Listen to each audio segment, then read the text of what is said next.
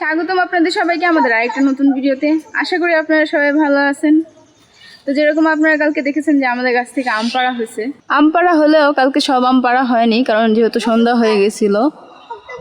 গাছে এখনো অবশিষ্ট আম আছে, আর যেগুলো আছে সেগুলো অনেক উপরে, গাছটা অনেকটা লম্বা। আর যেহেতু গাছটা ছোট তাই গাছে ওঠার কোনো অপশন নেই।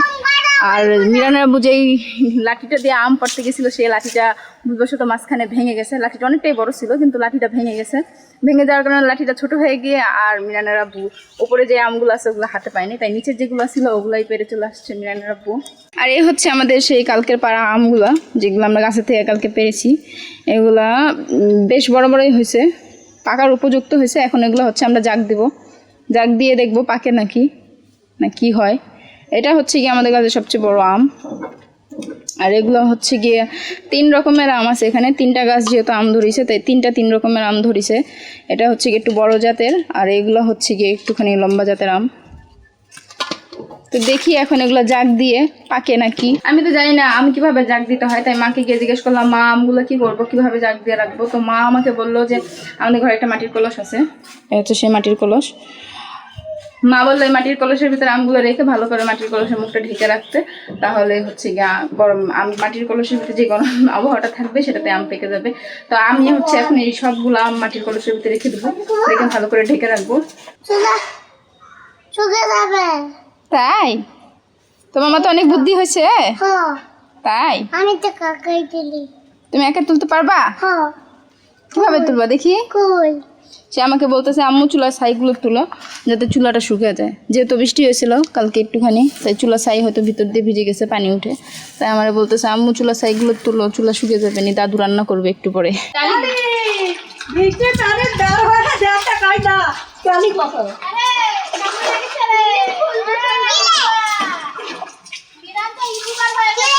যা যা হয় মাছ খাস না গাও।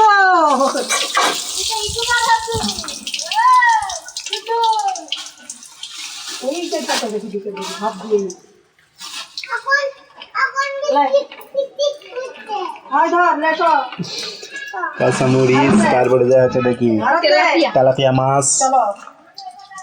বাবা কামের ছেলে হয়ে গেছে একবারে। আজকের ভিউটা দেখেন কি সুন্দর, আকাশে একটু বৃষ্টি বৃষ্টি ভাব, বাতাস, মেঘগুলা দেখা যাচ্ছে, কি সুন্দর লাগতেছে সিচুয়েশনটা দেখতে। আমার কাছে তো খুব সুন্দর লাগতেছে এই জায়গাটা দেখতে।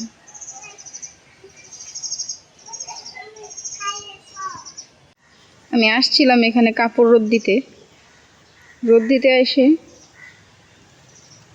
যেটা দেখলাম সেটা দেখার জন্য আমি একদমই প্রস্তুত ছিলাম না। ওই যে দেখেন, আমি জানি না আপনারা দেখতে পাচ্ছেন কিনা, তবে দেখেন কি বিশাল মোটা আর কি বিশাল বড় একটা সাপ। এখন হচ্ছে দুপুরের সময়, যেহেতু আজকে একটু বৃষ্টি বৃষ্টি তাই রোদ উঠে নাই, চারিদিকে একটু অন্ধকার অন্ধকার লাগতেছে। আর মিরান বাবু এখানে শুধু দৌড়াদৌড়ি করতেছে। তোমার গোসল করে দিব বাবা। মা এখানে রান্না করতেছে। আজকে রান্না হচ্ছে গিয়ে কি রান্না কর দেখি একটু, ভিন্ডি ভাজি।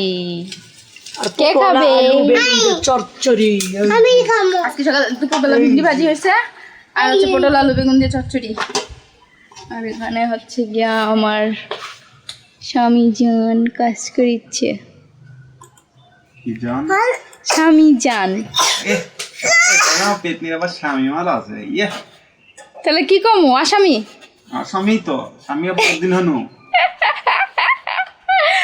এটাই হলো আর সমস্যা, কোনো কিছু ভালো করে করলে হ্যাঁ সবসময় খালি আমার সাথে এরকমটা করে, মনে হয় যেন কি আমি আর কোনোদিন ভালো কিছু কই না। ক আব্বু গানটা ক। আপাতে কুতকুত না পাপাতে কুতকুত কোনটা কলে? তো তোমার গান পছন্দ হয়েছে এটা?